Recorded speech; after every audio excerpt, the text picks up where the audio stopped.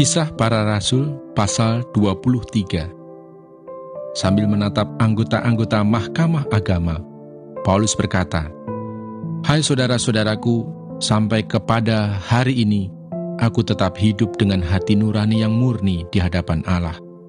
Tetapi Imam Besar Ananias menyuruh orang-orang yang berdiri dekat Paulus menampar mulut Paulus. Membalas itu Paulus berkata kepadanya, "Allah akan menampar engkau, hai tembok yang dikapur putih-putih. Engkau duduk di sini untuk menghakimi aku menurut hukum Taurat. Namun engkau melanggar hukum Taurat oleh perintahmu untuk menampar aku."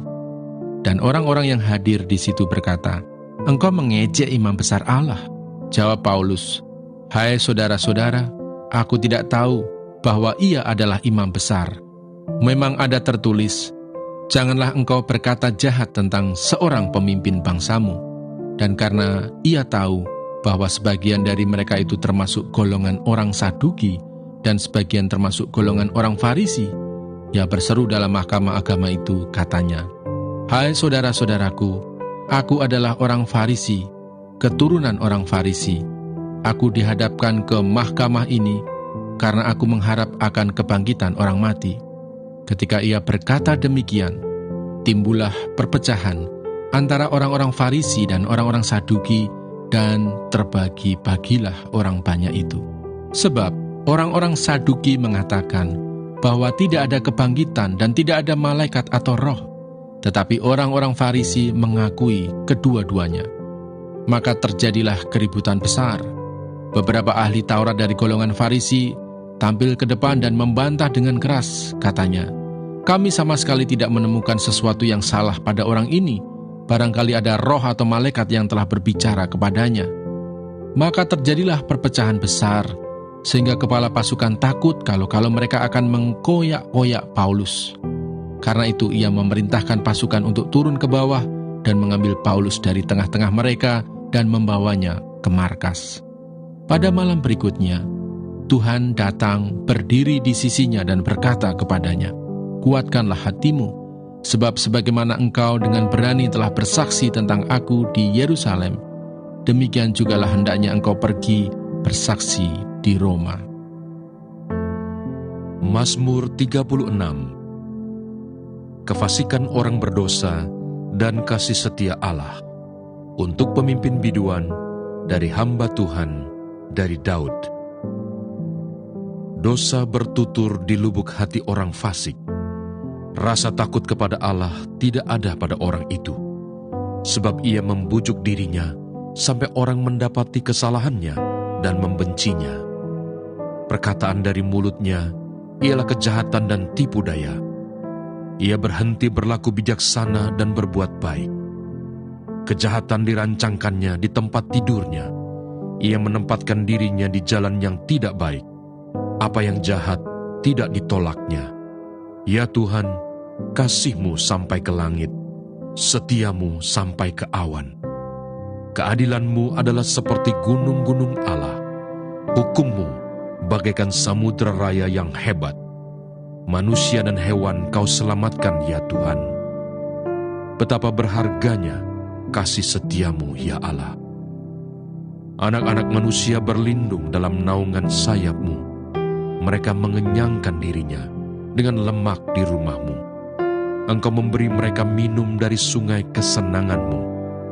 Sebab padamu ada sumber hayat. Di dalam terang-Mu kami melihat terang. Lanjutkanlah kasih setia-Mu bagi orang yang mengenal Engkau, dan keadilan-Mu bagi orang yang tulus hati. Janganlah kiranya kaki orang-orang congkak menginjak aku, dan tangan orang fasik mengusir aku. Lihat, orang-orang yang melakukan kejahatan itu jatuh. Mereka dibanting dan tidak dapat bangun lagi. Mazmur 37. Kebahagiaan orang fasik semu. Dari Daud. Jangan marah karena orang yang berbuat jahat. Jangan iri hati kepada orang yang berbuat curang. Sebab mereka segera lisut seperti rumput dan layu seperti tumbuh-tumbuhan hijau. Percayalah kepada Tuhan dan lakukanlah yang baik. Berdiamlah di negeri dan berlakulah setia. Dan bergembiralah karena Tuhan, maka Ia akan memberikan kepadamu apa yang diinginkan hatimu. Serahkanlah hidupmu kepada Tuhan dan percayalah kepadanya, dan Ia akan bertindak. Ia akan memunculkan kebenaranmu seperti terang dan hakmu seperti siang. Berdiam dirilah di hadapan Tuhan dan nantikanlah Dia. Jangan marah karena orang yang berhasil dalam hidupnya, karena orang yang melakukan tipu daya. Berhentilah marah dan tinggalkanlah panas hati itu. Jangan marah, itu hanya membawa kepada kejahatan. Sebab orang-orang yang berbuat jahat akan dilenyapkan, tetapi orang-orang yang menanti-nantikan Tuhan akan mewarisi negeri. Karena sedikit waktu lagi, maka lenyaplah orang fasik. Jika engkau memperhatikan tempatnya, maka ia sudah tidak ada lagi. Tetapi orang-orang yang rendah hati akan mewarisi negeri dan bergembira karena kesejahteraan yang berlimpah-limpah. Orang fasik merencanakan kejahatan terhadap orang benar dan menggertakkan giginya terhadap dia. Tuhan menertawakan orang fasik itu sebab ia melihat bahwa harinya sudah dekat. Orang-orang fasik menghunus pedang dan melentur busur mereka untuk merobohkan orang-orang sengsara dan orang-orang miskin, untuk membunuh orang-orang yang hidup jujur. Tetapi pedang mereka akan menikam dada mereka sendiri, dan busur mereka akan dipatahkan. Lebih baik yang sedikit pada orang benar daripada yang berlimpah-limpah pada orang fasik. Sebab lengan orang-orang fasik dipatahkan, tetapi Tuhan menopang orang-orang benar. Tuhan mengetahui hari-hari orang yang saleh, dan milik pusaka mereka akan tetap selama-lamanya. Mereka tidak akan mendapat malu pada waktu kecelakaan, dan mereka akan menjadi kenyang pada hari-hari kelaparan. Sesungguhnya orang-orang fasik akan binasa. Musuh Tuhan seperti keindahan padang rumput. Mereka habis lenyap bagaikan asap. Orang fasik meminjam dan tidak membayar kembali, tetapi orang benar adalah pengasih dan pemurah. Sesungguhnya orang-orang yang diberkatinya akan mewarisi negeri, tetapi orang-orang yang dikutukinya akan dilenyapkan. Tuhan menetapkan langkah-langkah orang yang hidupnya berkenan kepadanya. Apabila ia jatuh, tidaklah sampai tergeletak, sebab Tuhan menopang tangannya. Dahulu aku muda, sekarang telah menjadi tua, tetapi tidak pernah kulihat orang benar ditinggalkan, atau anak cucunya meminta-minta roti.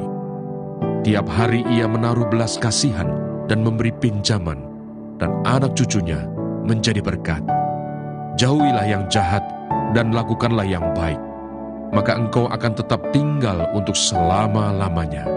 Sebab Tuhan mencintai hukum, dan ia tidak meninggalkan orang-orang yang dikasihinya. Sampai selama-lamanya mereka akan terpelihara, tetapi anak cucu orang-orang fasik akan dilenyapkan. Orang-orang benar akan mewarisi negeri dan tinggal di sana senantiasa. Mulut orang benar mengucapkan hikmat, dan lidahnya mengatakan hukum. Taurat Allahnya ada di dalam hatinya, langkah-langkahnya tidak goyah. Orang fasik mengintai orang benar dan berikhtiar membunuhnya. Tuhan tidak menyerahkan orang benar itu ke dalam tangannya. Ia tidak membiarkannya dinyatakan fasik pada waktu diadili. Nantikanlah Tuhan dan tetap ikutlah jalannya. Maka ia akan mengangkat engkau untuk mewarisi negeri, dan engkau akan melihat orang-orang fasik dilenyapkan.